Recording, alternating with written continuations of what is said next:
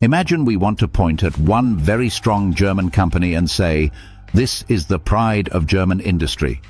We could choose BASF. BASF is the biggest chemicals producer in the world, based in Germany. Now, BASF is building a huge new chemicals complex that costs around $9 to $10 billion.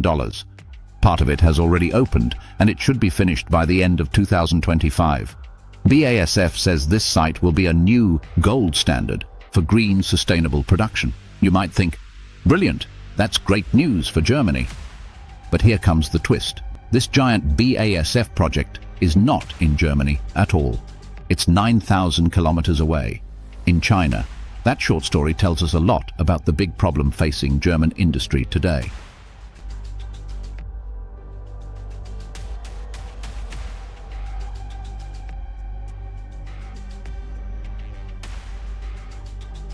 Germany used to be called the engine of Europe.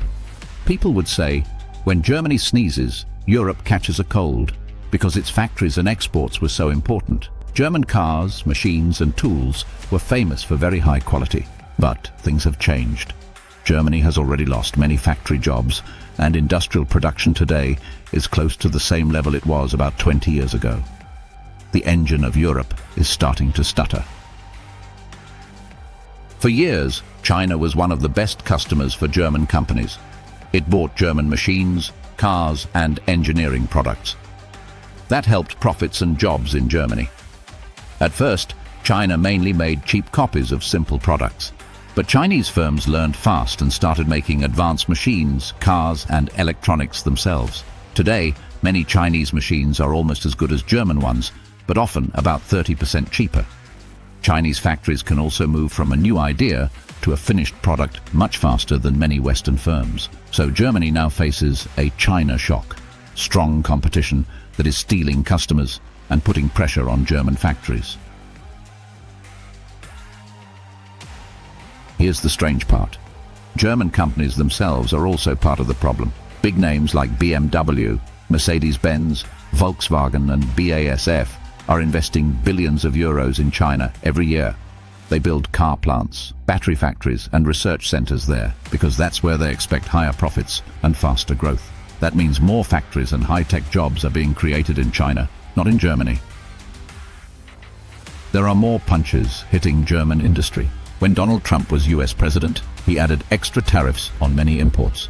This made it harder and more expensive to sell German products into America. For many years, German factories used cheap Russian gas as a main source of energy. After Russia invaded Ukraine, that gas supply was cut and energy prices jumped. Running big factories in Germany suddenly became much more expensive. Germany became rich by being brilliant at traditional engineering, petrol and diesel cars, heavy machines, and precision tools. But the world is changing fast. We now have electric cars, software, artificial intelligence, and new digital businesses. Germany has been slow to move money and talent into these new areas. Some experts say the German miracle is coming to an end. Germany is now one of the slowest growing major economies. So Germany went from being the proud factory of Europe to a country worried about its industrial future. China is racing ahead, energy is expensive, politics is messy, and German companies are chasing profits far from home. If you were in charge of Germany, what would you do to save its industry before it's too late? If you found this video useful, don't forget to like, share, and subscribe.